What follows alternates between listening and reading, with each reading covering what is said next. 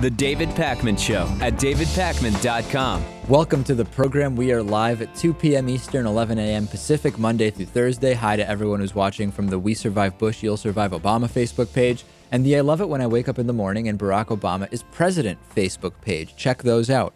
You know, I love a good story about hypocrisy and double standards, and there is no better source for hypocrisy than Fox News and the Republican Party. And this is a story about obstructionism. This is a story about Chuck Hagel, but really it's mostly a story about Fox News and hypocrisy.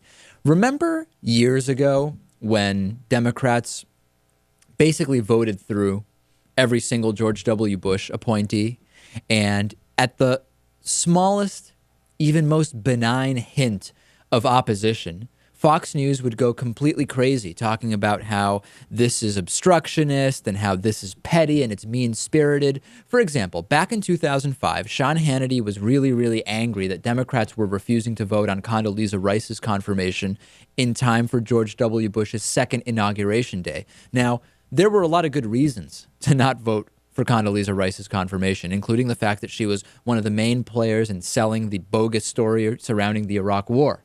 That would be reason enough for her to not be confirmed as Secretary of State. However, that didn't stop Sean Hannity from being furious about it, saying it's a partisan insult, so on and so forth. Now, also in 2005, Hannity asked Newt Gingrich about how Democrats handled the Secretary of State nomination. And Newt Gingrich said it was petty and mean-spirited and obstructionist. And there's countless examples of this, ladies and gentlemen. We had Bill Bennett addressing Condoleezza Rice and the entire confirmation process, saying Democrats are criticizing and running down the other party in a way that is just partisan and doesn't make any sense. Well, you would think then that Sean Hannity and Fox News would be really upset about what Republicans are doing to Chuck Hagel, right, who's President Obama's nomination for Secretary of Defense, because it's the same thing. They're obstructing and they're being petty and blah, blah, blah, and they're filibustering. Wouldn't you expect that, Lewis? I would, yes. But you would be completely wrong. Now it actually turns out that Fox News is fine with all of the obstructionism and standing in the way of the Chuck Hagel nomination, the latest being that via filibuster, they have prevented the end of debate before actually voting on whether or not Chuck Hagel will become Secretary of Defense. Here's Sean Hannity talking it up like it's a really good thing. This is a really good thing to do.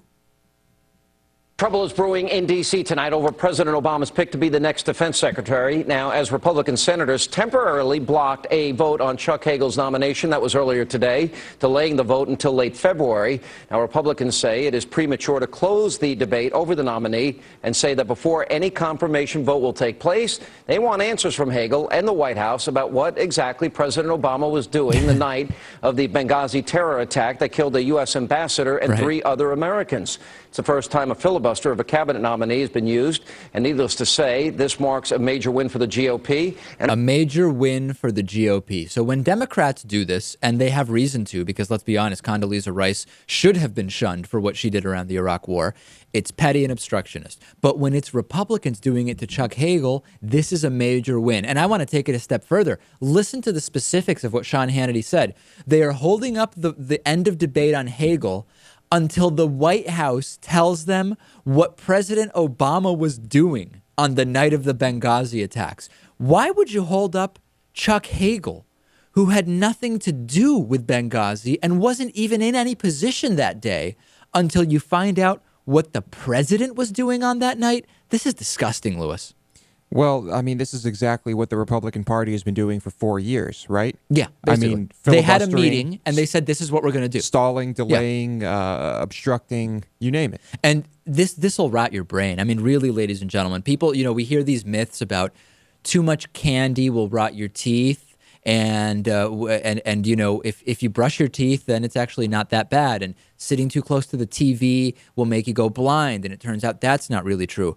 But watching Fox News exclusively as your source of news really will rot your brain. I've been in conversations with people who say, no, the media is all left-wing except for Fox, which presents the truth.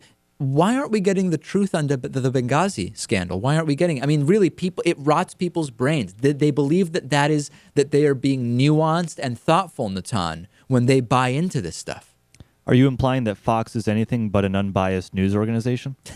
I mean, basically, if Benghazi were a horrible crime that the president had committed that wasn't being investigated by his own party, then I would say this is a useful tactic to use to get that out. But that's not what Benghazi is. And obviously, the witch hunt on Hagel has absolutely nothing to do with either Benghazi or whether he's qualified. Yeah, I mean, Hannity admitted it, saying before they vote on Hagel, they want Obama to say where he was on the night of Benghazi. It's nonsense. Complete nonsense. You know, I've heard people say, just verbatim, repeating this like an automaton, that, oh, Fox News is fair and balanced. Right. You know what? Really? Where did you get that idea? Oh, from Fox News. Why are they the only media organization that has to make that claim? Right, exactly. Just look at the last election. I mean, can there be any doubt after the last election? They were the only organization saying that Romney was most likely going to win. Every other organization was saying either they're not sure or Obama's probably going to win. Well, they were wrong. Yeah, right, Everybody else was right. For that type of organization, that's true.